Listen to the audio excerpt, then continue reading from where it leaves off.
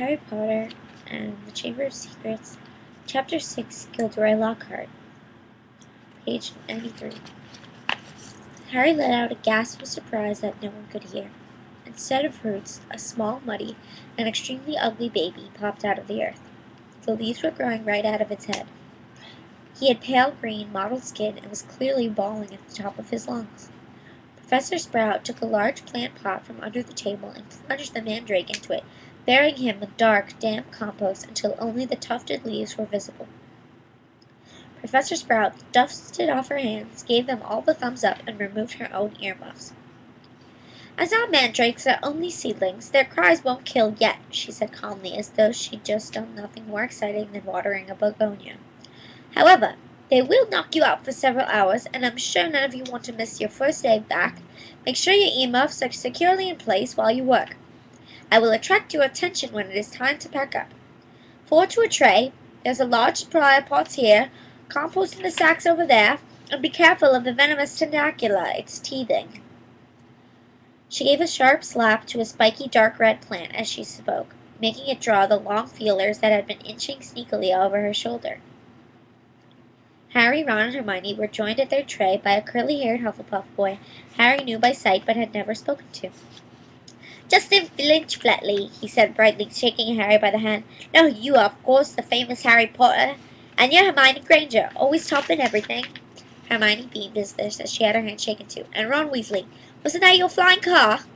Ron didn't smile. The howler was still obviously still on his mind. "That Locker is something, isn't he?" said Justin happily as they began filling their plants with dragon-dung compost. "Awfully blade trap. Have you read his books? I'd have died of fear if I'd been cornered in a telephone booth by a werewolf, but he stayed cool, and Zap, just fantastic. My name was down for Eton, you know. I can't tell you how glad I am I came here instead. Of course, Mother was slightly disappointed, but since I made her read Lockhart's books, I think she's begun to see how useful it'll be to have a fully trained wizard in the family." After that, they didn't have much chance to talk. Their earmuffs were back on, and they needed to concentrate on the mandrakes. Professor Sprout had made it look extremely easy, but it wasn't. The mandrakes didn't like coming out of the earth, but it didn't seem to want to go back into it either. They squirmed, kicked, flailed their sharp little fists, gnashed their teeth. Harry spent 10 whole minutes trying to squash a particularly fat one into a pot. By the end of the class, Harry, like everyone else, was sweaty, aching, and covered in earth. Everyone traipsed back to the castle for a quick wash, and then the Gryffindors hurried off to Transfiguration. Professor McGonagall's classes were always hard work, but today was especially difficult. Everything Harry had learned last year seemed to have leaked out of his head during the summer. He was supposed to be turning a beetle into a button, but all he managed to do was give his beetle a lot of exercise as it scuttled over the desktop avoiding his wand. Ron was having far worse problems. He had patched up his wand with some borrowed spellotape, but it seemed to be damaged beyond repair. It kept crackling and sparking at odd moments, and every time Ron tried to transfigure his beetle, it engulfed him in a thick gray smoke that smelled of rotten eggs. Unable to see what he was doing, Ron accidentally squashed his beetle with his elbow and had to ask for a new one. Professor McGonagall wasn't pleased. Harry was relieved to hear the lunch bell. His brain felt like a wrung sponge. Everyone filed out of the classroom except him and Ron, who was still whacking his wand furiously on the desk. "Stupid, useless thing!" "Right home for another one," Harry suggested as the wand let off a volley of bangs like a firecracker. "Oh yeah, get another howler back," said Ron, stuffing the now hissing wand into his bag.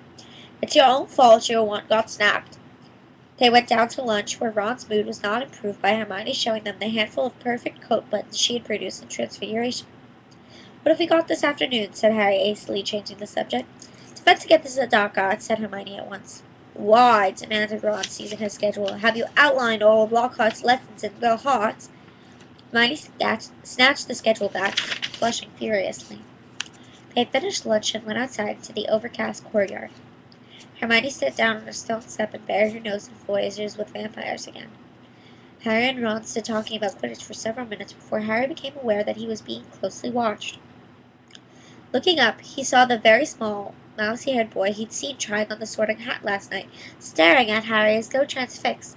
He was clutching what looked like an ordinary muggle camera. The moment Harry looked at him, he went bright red. "All right, Harry, I'm calling creepy," he said breathlessly, taking a tentative step forward. "I'm in Gryffindor too.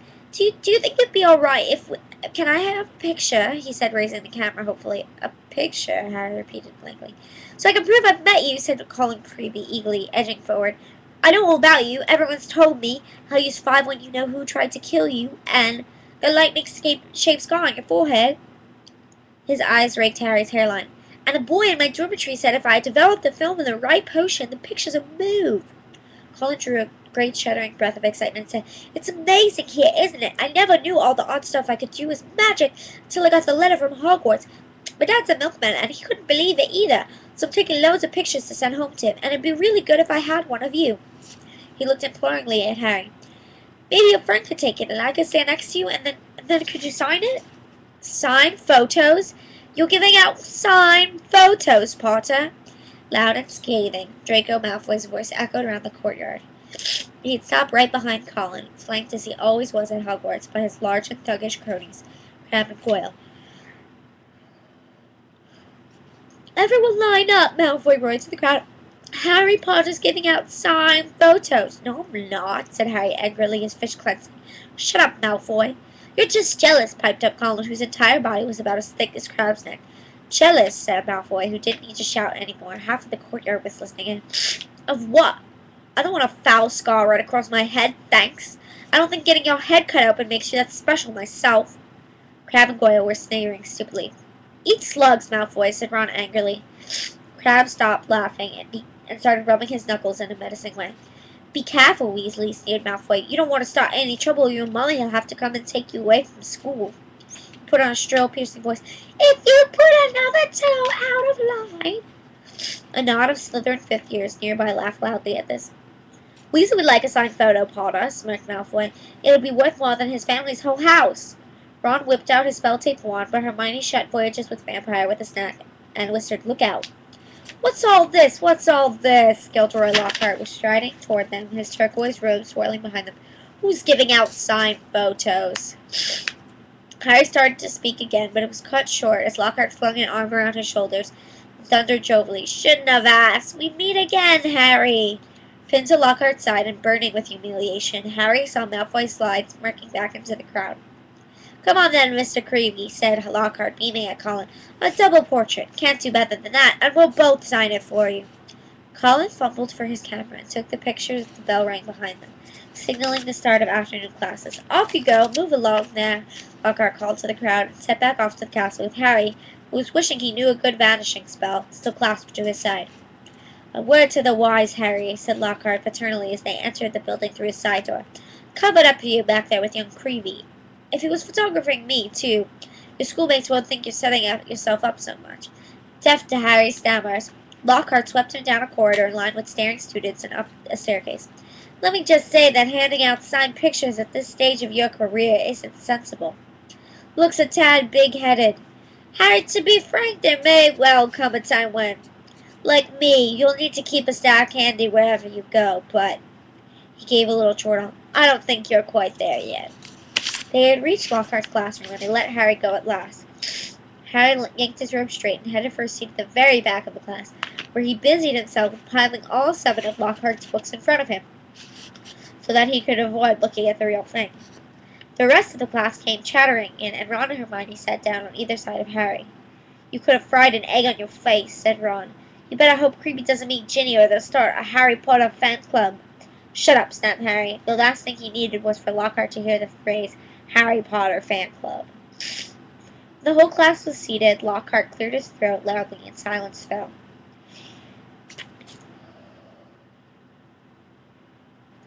He reached forward, picked up Neville Longbottom's copy of Travels with Trolls, and held it up to show his own winking portrait at the front.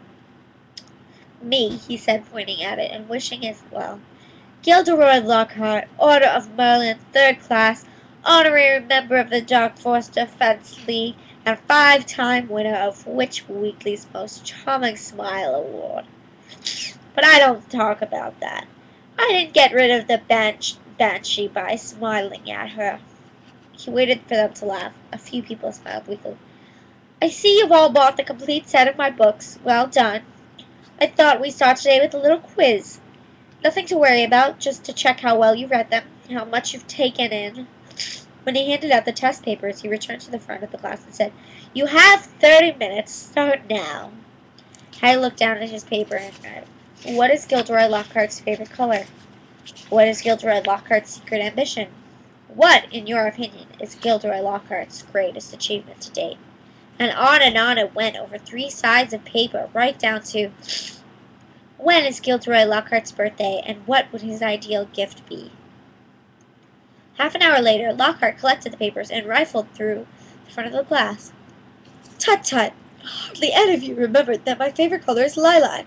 I say so in Year with the Yeti. And a few of you need to read Wandering with Werewolves more carefully. I clearly state in Chapter 12 that my ideal birthday gift would be harmony between all magic and non-magic peoples. And though I wouldn't say no to a large bottle of Ogden's Old Fire whiskey."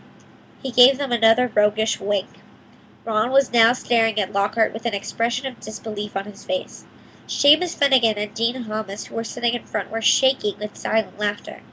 Hermione, on the other hand, was listening to Lockhart with rapt attention and gave a start when he mentioned her name. "But Miss Hermione Granger knew my secret ambition is to rid the world of evil and market my own range of hair care products. Good girl. In fact," he flipped her paper over, "where is Miss Hermione Granger?" Hermione raised her trembling hand. "Excellent," beamed Lockhart. "Quite excellent. Take 10 points for Gryffindor. And so, to business." He bent down behind his desk and lifted a large covered cage into it. "Now be warned, it is my job to arm you against the foulest creatures known to wizard kind. You may find yourselves facing your worst fears in this room. Know only that no harm can befall you whilst I am here. All I ask is that you remain calm." In spite of himself, Harry leaned around his pile of books for a better look at the cage. Lockhart placed a hand on the cover. Dean and Seamus had stopped laughing now. Neville was cowering in his front row seat. "I must ask you not to scream," said Lockhart in a low voice. "It might provoke them." As the whole class held its breath, Lockhart whipped over the cover. "Yes," he said dramatically, "fresh caught Cornish pixies." Seamus Finnegan could not control himself. He let out a snort of laughter that even Lockhart could not mistake for a scream of terror. "Yes," he smiled at Seamus. "Well, they're not very dangerous, are they?" Seamus choked. "Don't be so sure," said Lockhart, waggling a finger annoyingly at Seamus. "A devilish tricky little blight as they can be."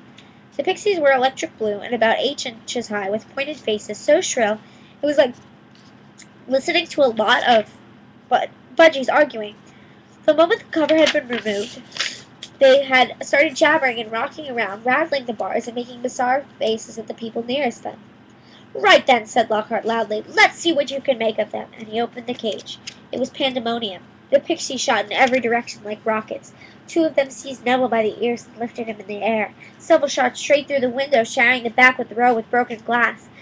The rest proceeded to wreck the classroom even more effectively than a rampaging rhino. They grabbed ink bottles and sprayed the class with them, shredded books and papers, tore pictures from the wall, upended the wastebasket, grabbed bags and books and threw them out of the smashed window. Within minutes, half the class was sheltering under desks, and Neville was swinging from the iron chandelier in the ceiling. "Come on now, round them up, round them up. They're only pixies," Lockhart shouted. He rolled up his sleeves, bandaged his wand, and bellowed, "Pepisci Pesternomi." It had absolutely no effect. One of the pixies seized his wand and threw it out the window too.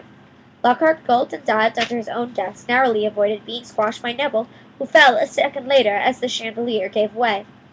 The bell rang, and there was a mad rush towards the exit. In the relative calm that followed, Lockhart straightened up, caught sight of Harry, Ron, and Hermione, who were almost at the door, and said, "Well, I'll just ask you 3 to nip the rest of them back into their cage." He swept past them and shut the door quickly behind him. "Can you believe him?" roared Ron as one of the remaining pixies bit him painfully on the ear. "He just wants to give us some hands-on experience," said Hermione, immobilizing 2 pixies at once with a clever freezing charm, and stuffing them back into their cage. "Hands on," said Harry, who was trying to grab a pixie dancing out of reach with his tongue out. "Hermione, he didn't have a clue what he was doing." "Rubbish," said Hermione. "You've read his books. Look at all these amazing things he's done." "He says he's done," Ron muttered.